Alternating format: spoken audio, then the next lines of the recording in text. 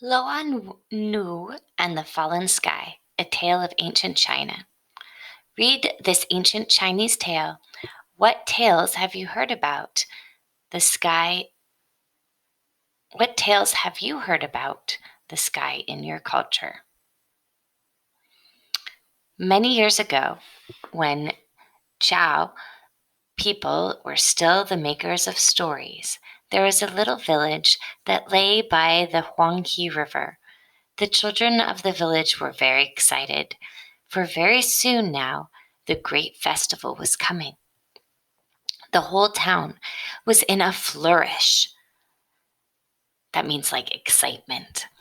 Silk had been harvested to make the cloths of glorious colors that the townspeople would carry. The wind would carry them, and the colors would dance. The silks would be transformed into the wings of the sky itself. Rice cakes were formed, and already villagers from neighboring towns were arriving. On the day before the festival, the children were very busy tidying the village and preparing the lanterns that would bring light to the night sky.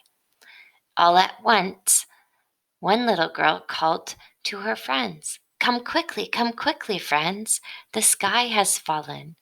What are we to do?" Now, it was in those early days that if there was a problem in the village wise woman was consulted. That means asked.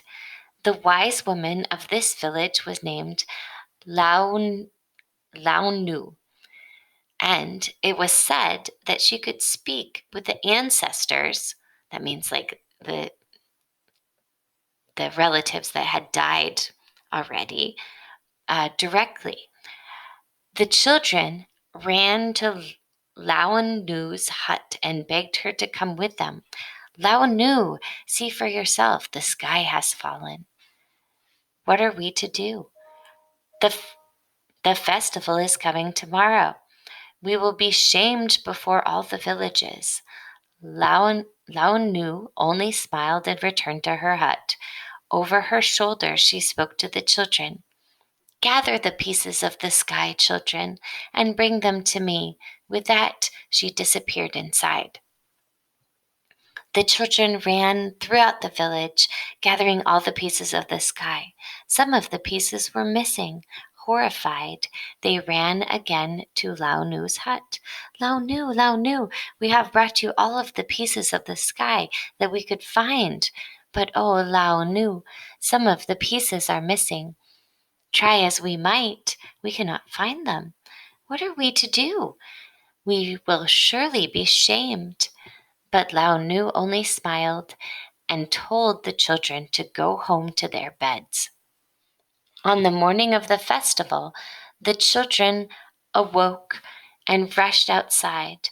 The sky dawned clear, bright and blue. They found Lao Nu and spoke gratefully. "Thank you, Lao Nu.